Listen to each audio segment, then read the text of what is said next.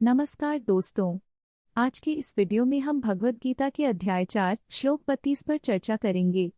इस श्लोक में दी गई गहरी शिक्षाओं के माध्यम से हम जीवन में कैसे आगे बढ़ सकते हैं, यह जानेंगे। अगर आपको हमारा कंटेंट पसंद आए तो कृपया लाइक करें और हमारे चैनल को सब्सक्राइब करें। तो चलिए शुरू करते हैं आज का वीडियो। अहम ही सर्वयज्ञाना भोक्ताग्नोस्मि सर्वयज्ञाना स्मृति तस्मात् सर्वयज्ञाना तत्वं समर्पयाम्यहम्। 32। मैं सभी यज्ञों का भोक्ता हूँ, मैं ही सभी यज्ञों का अग्नि हूँ। इसलिए सभी यज्ञों का तत्व समझकर तुम मुझे अर्पित करो।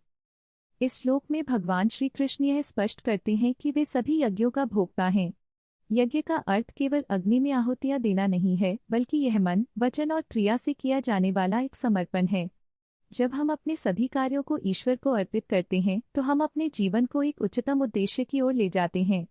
यह श्लोक हमें यह सिखाता है कि हमें अपने कर्मों का फल ईश्वर को अर्पित करना चाहिए, जिससे कि हम अपने कर्मों में शुद्धता और भक्ति ला सकें।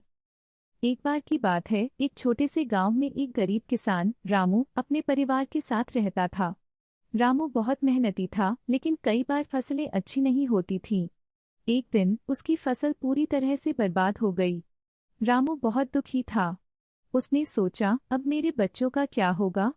मुझे कुछ करना होगा। उससे पहले गांव में एक बाबा आए थे, जिन्होंने कहा था कि सभी कार्यों को ईश्वर को अर्पित करना चाहिए। रामू ने सोचा, क्या मैं अपने दुख को ईश्वर को अर्पित कर सकता हूँ? वह अगले दिन अपने खेत में गया और अपनी समस्याओं के बारे में प्रार्थना करने लगा। उसने मन में सोचा, हे भगवान, मैं अपनी मेहनत से जो भी फसल उगाऊंगा वह तुम्हारी कृपा से होगी। मैं इसे तुम्हें अर्पित करता हूँ। उसकी प्रार्थना को सुनकर गांव के अन्य किसानों ने भी उसकी मदद करने का निर्णय लिया। उन्होंने मिलकर रामू की फसल के लिए मेहनत की। जब फसल आई तो सभी ने मिलकर उसे ईश्वर को अर्पित किया। रामू ने देखा कि जब हम अपने कार्यों को ईश्वर को अर्पित करते हैं तो हमें न केवल भौतिक लाभ मिलता है, बल्कि मन में शांति भी आती है। उसने अपने बच्चों से कहा, देखो, जब हम अपने कर्मों को ईश्वर को अर्पित करते हैं तो वह हमें हमेशा मदद करते हैं। इस तरह रामू ने अपनी मेहनत, भक्ति और विश्वास के साथ अपने जीवन में खुशहाली लाई।